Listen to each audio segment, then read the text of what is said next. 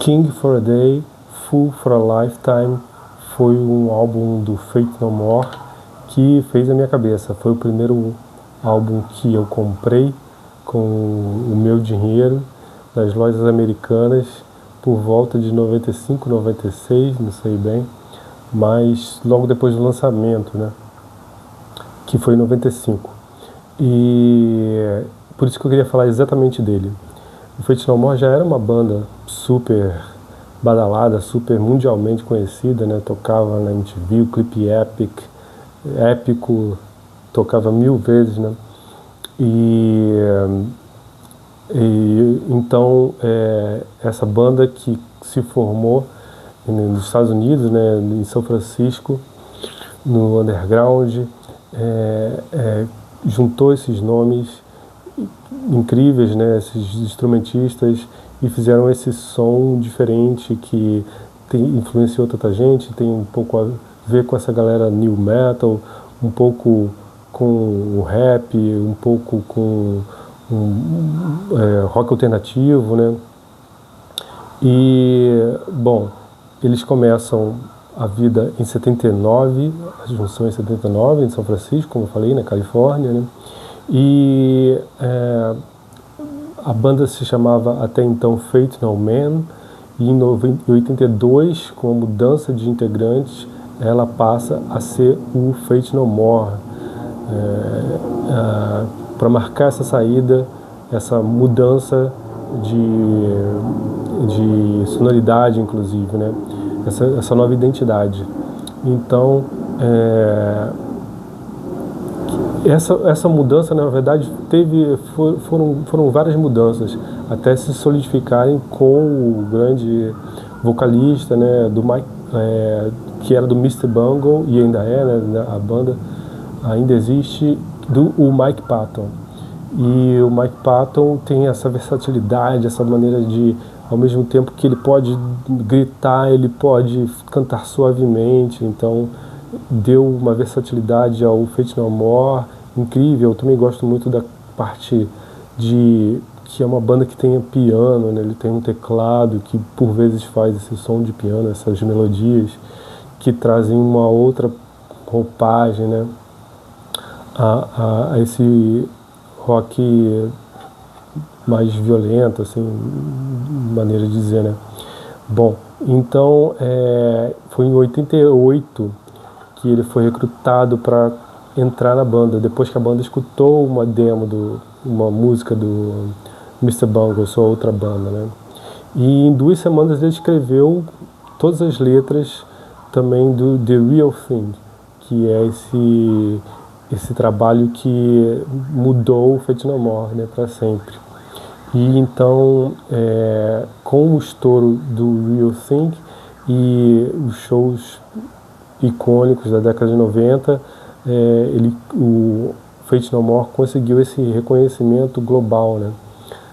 Como já disse, assim, né, frequentando muito a MTV, foi esse hino da geração que tinha que tinha a MTV como referência musical para você ver a temperatura das coisas, né, da música, né, mundial. Então, depois eles lançaram também o incrível, né, o Angel Dust, que é aquele álbum que tem um cisne, né, que é incrível também, né, inovador, experimental também. Outra coisa que o Mike Patton trouxe, esse experimentalismo, né, para a banda. E em 1995, então, chegamos ao nosso tema, né, o King for a Day, Fool for a Lifetime. Bom, passando já um pouquinho, depois disso, em 98, a banda anunciou sua separação, depois voltou em 2009, fez um retorno triunfal, tocou em turnês, uma turnê incrível. Em 2015 lançou mais um álbum, né? E, bom, agora vamos voltar em 95, né? Em 95, esse álbum foi marcado por mudanças na formação. O guitarrista da época, ele saiu e entrou o guitarrista que tocava com o Mike Patton no Mr. Bungle.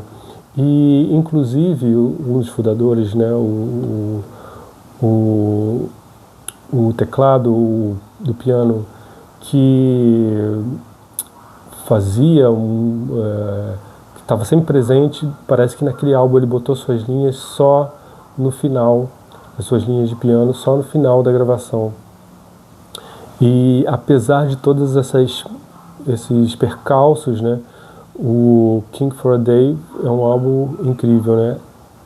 E já que esse canal aqui também fala muito de artes visuais, né? Lembra da capa. A capa é esse cachorro que late e tem um policial segurando, e essa cor vermelha e preta e branca como uma gravura bem impactante, né? É o trabalho do Eric Druckler, que foi retirado de um quadrinho dele, o quadrinho chama Flood. Esse cara, ele fazia umas ilustrações para o New Yorker e tal, e ele foi escolhido para botar essa identidade, né, no álbum, e que ficou muito legal. Foi isso que me sacou, me prendeu, por exemplo, quando eu estava andando na loja americana, eu vi, né, esse trabalho há tantos anos atrás, né? E, bom, não falei os nomes, né? O guitarrista que saiu foi o Jim Martin, e depois quem entrou foi o Trey Spruance, né? Que, embora tenha gravado, não participou das turnês posteriores, né? Mas colocou a sua cara ali na gravação que aconteceu em Nova York, e num lugar que tinha natureza, mas também isolamento, e que eles puderam trabalhar com relativa harmonia, né? O produtor foi o Wendy Wallace, que tinha essa característica de colocar um som pesado e ao mesmo tempo certeiro, né? Um som que não vaza, ele tem uma como que eu vou dizer? É uma questão bem certeira, né? Um som bem, ao mesmo tempo, se sujo a limpo, né? E por isso que eu sempre ficava muito impressionado com o som do Faith No More, parecia muito potente, né? E muito preciso, melhor dizendo. Talvez era essa palavra que queria pensar, né? E canalizando essa habilidade dos músicos, a habilidade do Mike Patton, lírica e tudo para esse som tão bonito, né, e tão certeiro, né, que a gente chegou a ouvir no disco, que parecia para mim tão inacessível. Como que você toca desse jeito tão bem assim, né? E muito tem a ver com essa produção do Andy Wallace. Então o disco tem a ver com essas experimentações, com essas navegações entre o jazz, entre o soul e também até o gospel, né? Tem músicas como, por exemplo, o Star AD, que comenta sobre a superficialidade, os excessos da fama, sobre ser uma estrela e essas exuberâncias, né? Tem uma música em português, que é um português mal ajambrado, mal falado, assim. O título é em português, eu acho que eu não posso falar, que o YouTube cancela aqui as coisas, né? Mas vocês procurem aí.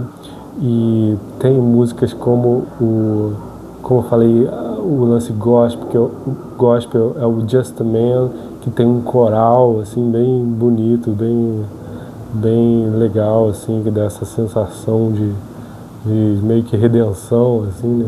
E que acaba o álbum, acaba dessa forma épica, e transitando por esses gêneros com fluidez e com incrível habilidade, né? Então, quando ele foi lançado, dividiu opiniões, porque se esperava alguma coisa parecida com o álbum anterior, né? E muita coisa mudou, mas mostrou-se que a banda tinha muita coisa incrível para fazer, e continuando com suas ousadia, com suas dinâmicas, com suas incríveis músicas. Então, e também com as letras, né? Letras cada vez melhores, mais profundas, mais líricas e com mais, com mais liberdade, né? Digamos assim. Então, esse foi o vídeo de hoje, falando sobre esse álbum tão incrível do Faith No More. Me diga aí o que você acha, você já escutou esse álbum, já escutou algumas músicas, você conhece o Faith No More? E se você gostou, dá aquele joinha, se inscreva, por favor, e até o próximo vídeo. Um abraço.